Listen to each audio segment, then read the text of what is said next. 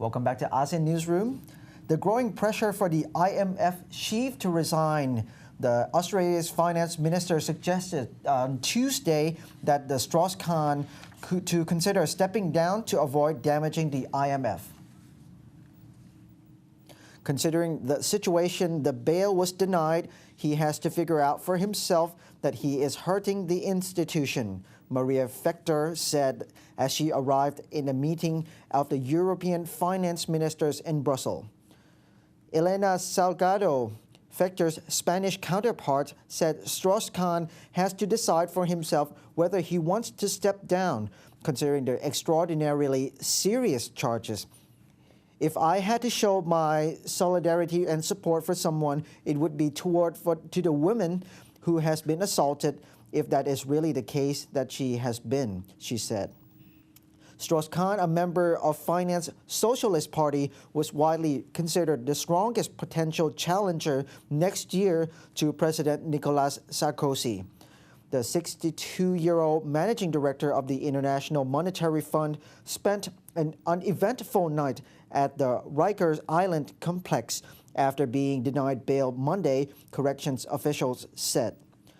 Defenders of Strauss-Kahn, a former finance minister, said they suspected a smear campaign or a setup.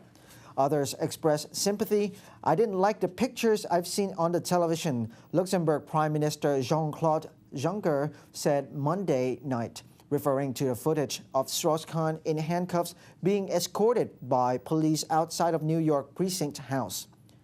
Showing a suspect in handcuffs is illegal in France since 2000, as a law aimed at preserving the presumption of innocence. KO screamed the banner headlined in France, Le Parisien and Liberation papers, with full-page photos of an unshaven Strauss-Kahn in the New York courtroom where he was ordered held without bail Monday. Strauss-Kahn's situation could translate to political leverage for Sarkozy, who is likely to get a populist boost from reports in a German newspaper, quoting the president's father that Sarkozy's wife is pregnant. Financial and world leaders are already speculating on who would succeed Strauss-Kahn at the IMF.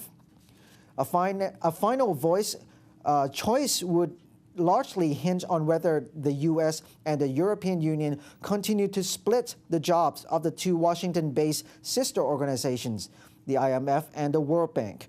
Since World War II, a European has headed the fund while the U.S. has grabbed the top job at the World Bank. The Commerce Ministry has protested against new U.S. regulations on anti-dumping duties that will prolong the period under which Thai goods may face such levies.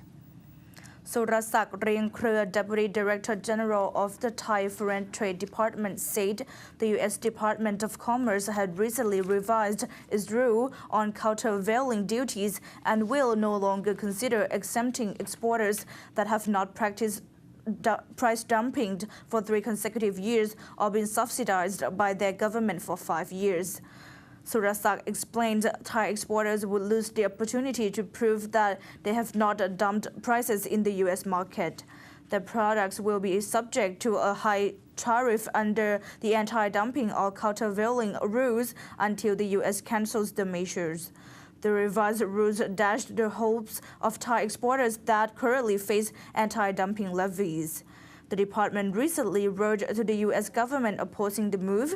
It also urged Thai private enterprises to do the same, as the new rules would obstruct trade growth. Previously, the United States investigated only some exporters for price dumping. However, the measure seemed unfair, as the U.S. might only sample a small company that practices dumping, while other companies in the same business that operated fairly would also face higher anti-dumping duties.